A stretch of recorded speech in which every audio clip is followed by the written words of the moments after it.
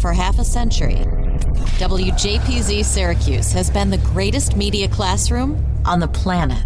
We've trained students from the 1970s to the 2020s on how to run a professional radio station. But the lessons learned and relationships formed go far beyond studios and transmitters. Taking a look back through the eyes of those who experienced it. This is WJPZ at 50. Welcome to WJPZ at 50. I am John Jagay, joined today by the class of 2015's former general manager of the station and current Audacy New York employee. That would be Mr. Corey Crockett. Welcome to the show. Oh, hey there. How's it going?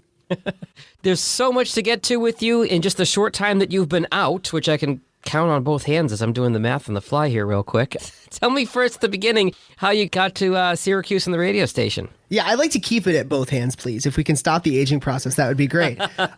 Oh, there are alums a lot older than you that are cringing right now and shaking their fist, and I'll get my cane and my walker and shake it at you angrily, Corey. Go ahead.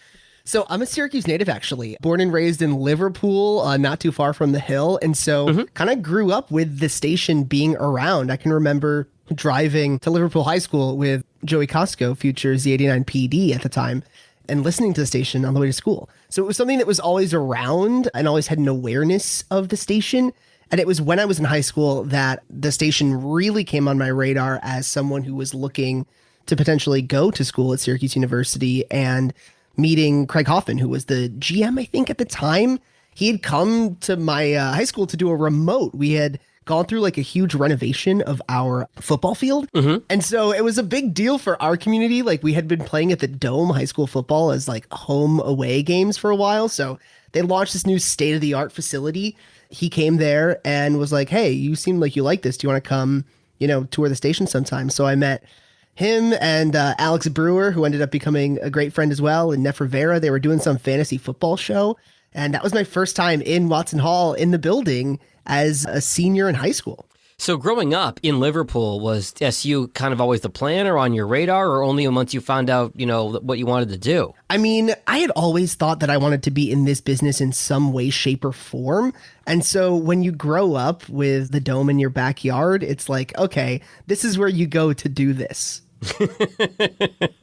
That's fair. So you knew about the station right out of high school. I assume you got to campus and you were just in the doors of the station right away, right? Yeah, I started out on the sports staff as a producer of one of the sports talk shows, working overnights on weekends and stuff like that, and then started doing a DJ shift. I think the next semester I worked like a midnight to 2 or a 2 to 4 or something like that. And it was a blast. It was amazing. Even in the middle of the night when obviously no one's calling, no one's probably listening. It was just so cool to be sitting in that chair and press those buttons and be behind the mic. It was like nothing I'd ever felt before. It was incredible. So how did you get more involved with the station, eventually rising through the ranks? I'll ask you that, and I'll also ask you what significant things the station was doing at the time that you were there. So I was lucky to have people that said, hey, you can do more if you want to do more. Rashad Thomas was the PD at the time, and just like, what a smart guy, wise beyond his years at the time, and knew radio. And I think now so many times I look back on working with him and I was like, oh, he was right about that thing. That thing that I probably gave him a hard time about. He was right about that. And Alex and Craig and Liz Doyne was the GM at the time. And so I started on the exec staff as the research director, which I don't think there had been one in a while. And I used that as an opportunity to like, just do whatever I wanted. I kind of made that job my own. I would just be like, oh, I'll research that. Even though it had nothing to do with ratings or any data, I was like, I'll take that up as a research project. And that's how it started. And from there, I became the GM the following year. Wow. You're not the first research director to become GM. I know there are folks who got in on the ground floor there and ended up rising to the top. So what do you remember from your time as GM, Corey? What was the station doing? Take me inside the station in that time. So it was actually like the changeover when I was elected GM and started to take over was exactly the time when we opened the new studio. So we had been in Watson Theater for many years, and there was like I live in New York now, so the first thing I want to say is bodega, I guess convenience store that was like in between where the radio station was and where the TV station was at Citrus TV. And there was a group of students a little older than me who had kind of devised this grand plan once that place closed down. Instead of letting another store go in there, they said, we want to take this space.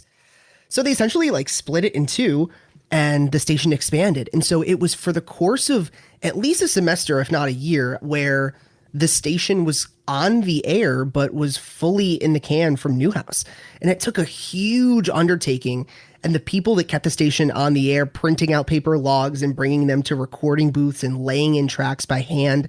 It's crazy to think about now, the students that kept that station on the air, all the while contractors and alumni volunteers like Tex and Alex Silverman and Rob Crandall as well, putting in the hours and manpower and thought behind what this new studio is going to look like. So it was in that, I think, December, January, over Christmas break, when we finally launched the new studio, and it was incredible. And so to be the GM and welcome a whole bunch of students back into this brand new state-of-the-art gorgeous space that was roughly twice the size, and then also new students who had never seen what a college radio station looked like. They were sitting in like crummy production booths at the top of Newhouse.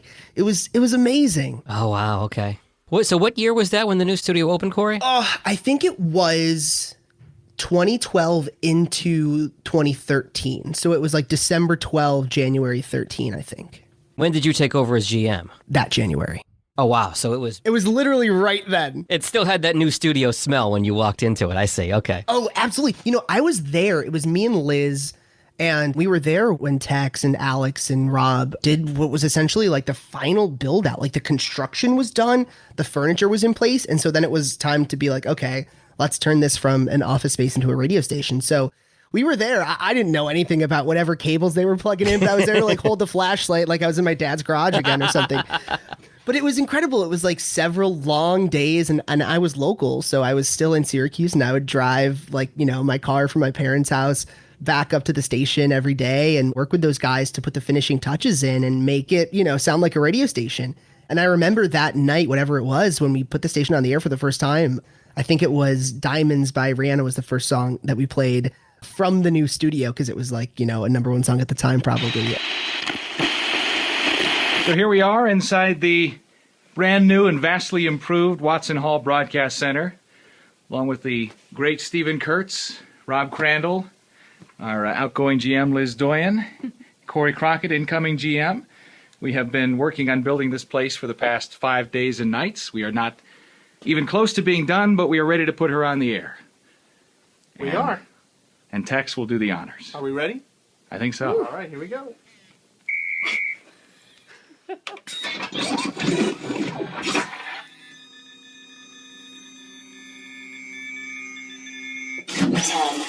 9, 8, 7, 6, 5, 4, 3, 2, 1.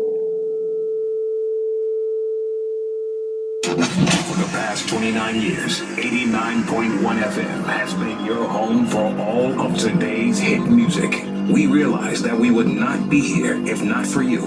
And thank you for making us the #1 hit music station.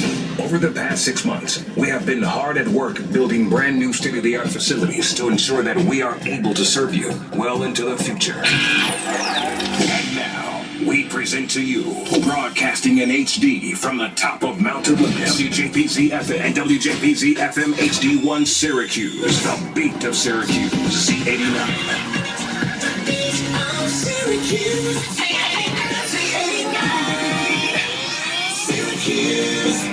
Shine bright like a diamond.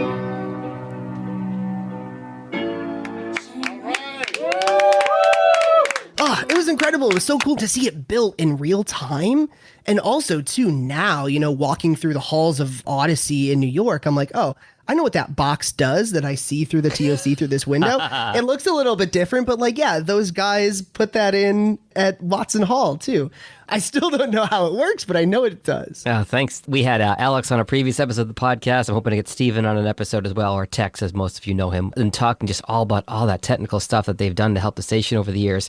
I think back to when I was a student, my junior year, they rebuilt the studio, and we were in an off-campus house on Ostrom for a year, which was just a disaster. That makes sense, I guess, that they'd have you guys in Newhouse for a little while, but one of the things we dealt with when we came back from the house into the new studio, and I imagine it was the same for you, Corey, is you probably had to build the staff back up, right? Absolutely. And the first thing, too, was we had to train all these people that had been, especially like freshmen or underclassmen that had joined the station that were working in these Newhouse studios, pressing record and Audacy or whatever they had in Newhouse. You know, we had to teach these people how to use a board, how to use this incredible equipment, which, by the way, was nicer than what I have had at any of my jobs in radio so far. He says sitting in Market 1 right now. Gotcha. Okay. Still, honestly, and I know Alex Silverman would probably agree that, like, yeah, that's why they got all this nice stuff, is because it's even nicer than what they have in New York. I'm talking to you in New York. I talked to Alex in Los Angeles, and you're like, yeah, the stuff the station has is the best. I mean, it's incredible. Even now when I go back, I don't like to take the time out of the alumni shows to play radio because I'm lucky enough to still get to do it. So I want people to have that visceral experience that you have when you were in college. But sometimes still just sitting in that chair, I'm like, oh my God, even pressing these buttons is way more fun than the buttons we have in the studio in New York. So it's still incredible. So getting those people to be able to use the tools that they had, who had learned maybe the basis of a jock shift, right? Like how you're going to talk up a song in 7 seconds, but had never done it live, had never had to push the button, had never done it with a microphone that was, worth as much as these were. So, and getting them in the feel of being in this new space that, for lack of a better word, might have been a little sanitary too, right? Like a radio station has character. Yeah. And has all this feeling to it. And this place had been open for all of 48 hours. So getting it to feel like ours again was really important. And it took a while. And I'll say, now coming back as an alum and seeing the station, I'm in awe of what the current students have done to make this place feel like theirs. They've painted, they've put up pictures and posters and all the things that we started to do. They have made it work and made it theirs. And I feel like I did when I was a freshman walking in to the old dingy crummy studio that had so much character and love even behind it. Now you feel that again. It's funny. We had a previous podcast guest talk about the station as a well-worn couch. Sounds like you had to go from sterile, like you said, back to well-worn couch and give it a little bit of character.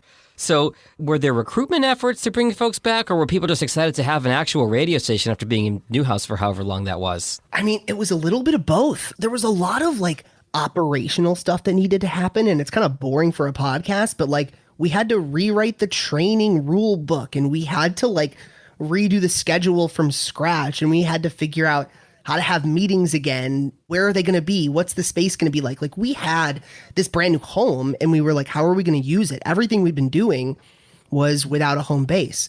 It sounds kind of silly to say now, and we've been remote for 2.5 years at most of our jobs and stuff like that. But at the time, it was okay, we don't have a facility. And so figuring out how we were going to get back to the old way of doing things in this new space absolutely was a big deal. And I'll say that it was even after the studio launch. I'll give Allie Gold a lot of credit, who's the GM after me. She was in my head, the morale GM. She was the person that made everyone feel like a family and feel like this is where they belonged and this is a place they wanted to be and wanted to hang out. And, there was the competitive kickball game that derived from that with Citrus TV. And so it was once we started to get all back together again, that was when it was all right, the station is thriving. And that really, I think, came through in the episode of the podcast we did with Allie. And it's funny when you think about throughout the years, there's the technical side, and then there's also the personnel side, and having to learn, the hard skills, quote unquote, but then also the soft skills of how to run a radio station and how to be on the air, but then also how to deal with people. And I think, the best leadership, and I'll include you and Allie in this, get a feel for both of those aspects as you run the radio station. Absolutely. And I think, I think back a lot on my time and think about how seriously we took things. And I'm sure you've had this experience too, right? This was a professionally run top 40 radio station with a bankroll and a facility and a staff totally run by students, right? We're keeping this afloat. And so often it was this is a business. This is what we do. This is the most important thing we're going to be doing today, more so than our classes, more so than anything else. And looking back on it, I'm kind of oh man, some of those little things probably didn't matter that much. Could have had a little bit more fun. Could have enjoyed it. Don't get me wrong. It was the most fun years of my life. But looking back on it, you have the hindsight of oh, maybe all that stuff didn't matter so much where it was such a huge deal. But, on the flip side, that's why the station has the success and the longevity that it's had, right? Is because you do have students who care that much. That's very well put. It's WJPZ at 50. Hey JPZers, it's Sam Candell, class of 2018 and chair of this year's banquet committee. Banquet 38 will be March 4th, 2023, and you're not going to want to miss it. You can buy tickets now for $100, but only through January 31st. Get them now through the link in our show notes. Looking back at half a century of broadcast excellence. This is WJPZ at 50. So take me through your path since graduation, Corey. So you graduated in 2015, and now you're in New York. Fill in the blanks here for me. Yeah, I had kind of a wonky career path, and I like it that way. I like that it was somewhat untraditional. When I first got out of school, it was like the week of graduation. I got a phone call with a job offer, and I moved to Virginia Beach, Virginia. Never been there before, except for like once as a kid with my family. Moved there, packed my life and what I could fit into my Toyota Camry, and I went and I did nights at a top 40 station there for iHeart, and I stayed there for almost 4 years. I loved it there. It was an incredible place to live, especially as a 21-year-old living at the beach. Oh my God. In a very transient town where it was so easy to meet people. The military is really big in that part of the country. Norfolk is the largest naval base in the US. And so you meet a lot of young people that don't have any friends either. And so I loved it. I loved living there. And that was an interesting career because in a short amount of time, I got to do so much. I did nights. I was a music director. Then I did afternoons, and I became the APD. Then that station went away, and I kept my job. And I did mornings on a Rhythmic AC for a little while and was the APD there.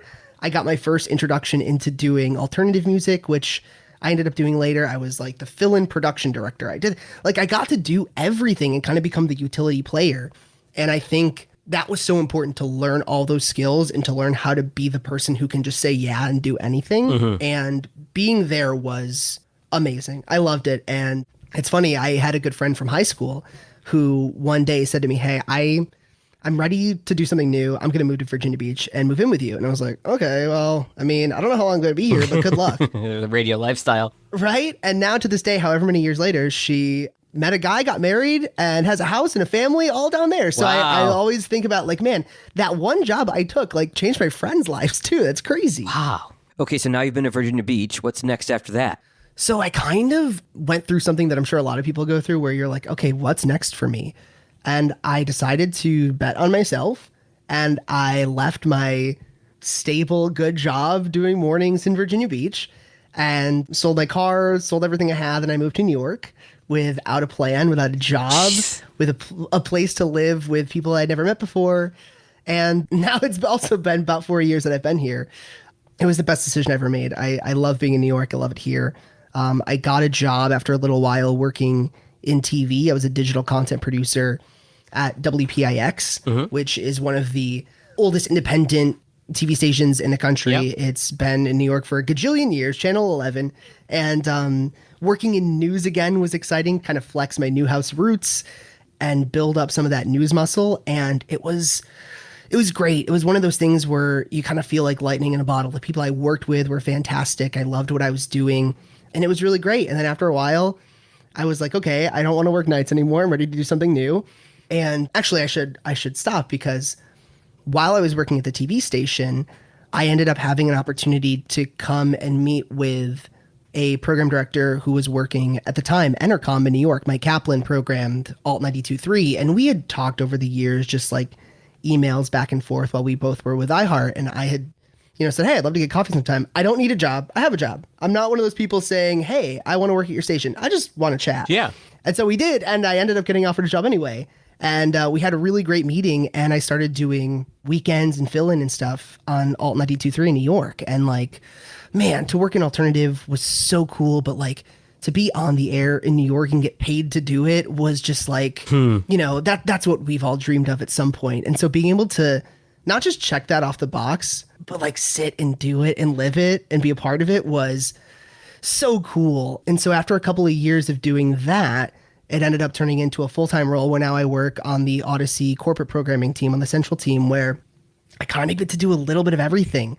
I think of the job as kind of like an OM or an APD of like the national programming group, where it's keeping the train on the tracks for all these individual projects and ideas and research and organization. And it's it's a great bird's eye view of how a company handles programming. And so it's a long story, but yeah, it was that one little meeting with Entercom at the time and getting able to do weekends that has kind of turned into what was me getting back into radio full time, which I never really anticipated when I got out of it. I didn't think I'd be back. And here I am about to celebrate a year. So it's funny, you know, they preach to us at Newhouse, and the ladies at the CDC who are wonderful always talk about how to network, and people get afraid of that word networking, and you want to build your network when you're not looking for a job. So I like that you kind of approach this, you know, big dude at Audacy or Entercom at the time and say, hey, I'm not looking for a job, I just want to talk. You were on his radar immediately. You weren't going to him saying, hey, can you give me a job? You always hear that at Newhouse. But it seems as you're weaving through this story in your career arc so far, Corey, I'm just thinking of the lessons you probably learned at JPZ. And I mean, the stuff that jumps out to me immediately are obviously doing a lot of different things, and multitasking in your role now, I'm sure was, you know, part of your role as GM. And then even, you know, you alluded to this earlier, but having to be off the air during COVID and doing everything remotely, probably like when you were at Newhouse during the Syracuse years, right? Oh, yeah, absolutely. I think being able to get your hands in as much as you can is so worth it. And I don't have a lot of great advice to give now, but still people will call me, or like young alumni send an email or something and say, hey, like, can we talk a little bit? And one of the things I always say is, if your resume says you produced this sports talk show or you cut highlights for this thing, that stuff is always transferable to something else. If you think, yes, I want to get a job in this industry, but I haven't done this exact thing, you know what? I bet the skills that you used in your last job are going to apply to whatever it is that you want to do next, whether it's organization, whether it's project management, whether it's internal communication, all of those things you know how to do, even if you're like,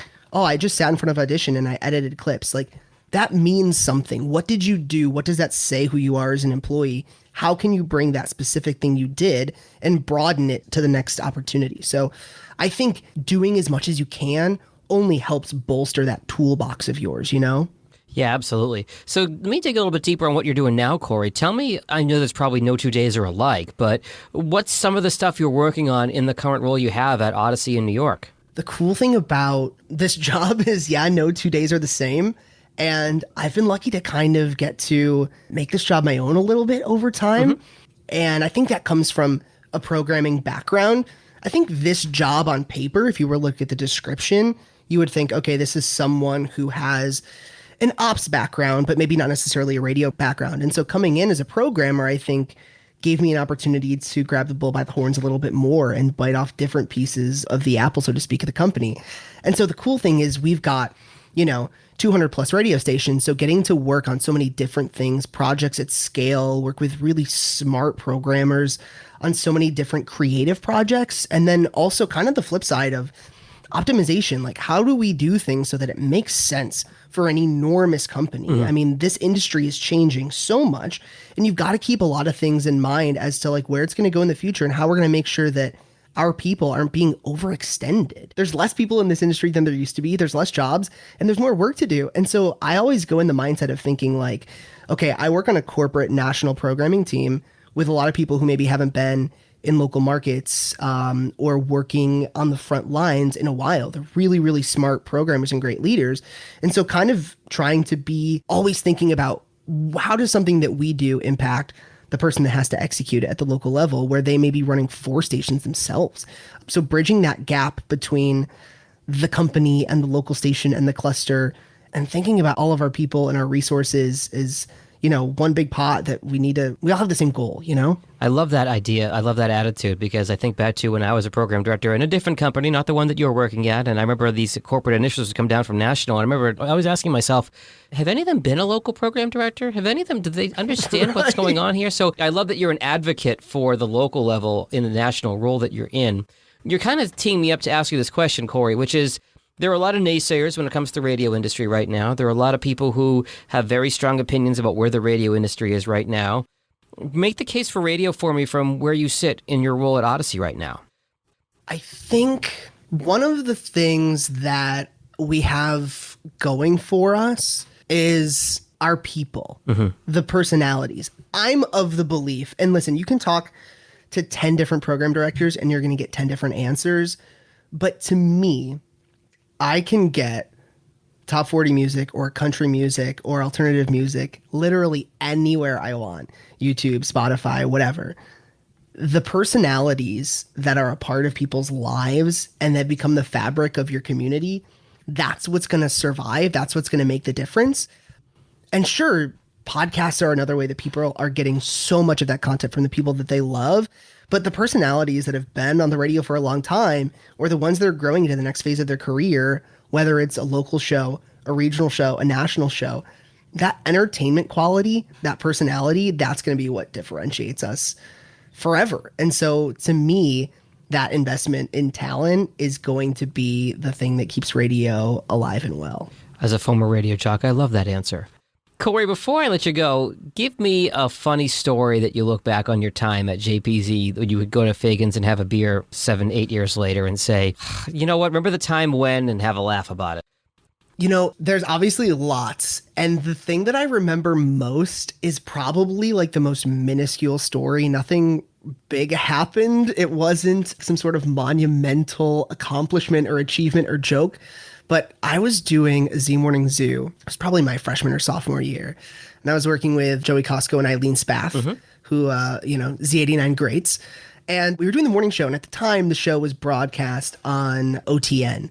And the Orange Television Network, the TVs in Newhouse were playing it. And I don't think anyone really paid attention to the fact that this was a radio show on TV. But I remember, like, we were in the old studio, and the song was Domino by Jessie J. Yep. And that song's a bop, as the kids say. And so we would stand on the chairs and dance on the chairs to the song, like spinning around, trying not to fall. And I remember Eileen getting a text message from one of our mutual friends saying, "We are all watching you guys in Newhouse dancing on the chairs like morons." And I was like embarrassed, but not upset, because that was the vibe and energy of the show. And I think the station to some extent. I love that story. Corey Crockett, class of 2015, thank you so much for joining us today. Really appreciate your perspective and look forward to seeing you in March. Hey, you too. Appreciate it, man. The WJPZ at 50 podcast is created entirely by the staff and alumni of the world's greatest media classroom. It's hosted by John Jag Gay, class of 2002. Editing help from James Bames Grundy III, class of 2020. Imaging by Maureen Cooper, class of 1999. And Ed Lacombe, class of 1985. Podcast artwork by Marty Dundix, class of 2001. Follow WJPZ at 50 on Apple Podcasts, Spotify, YouTube, or wherever you're listening right now.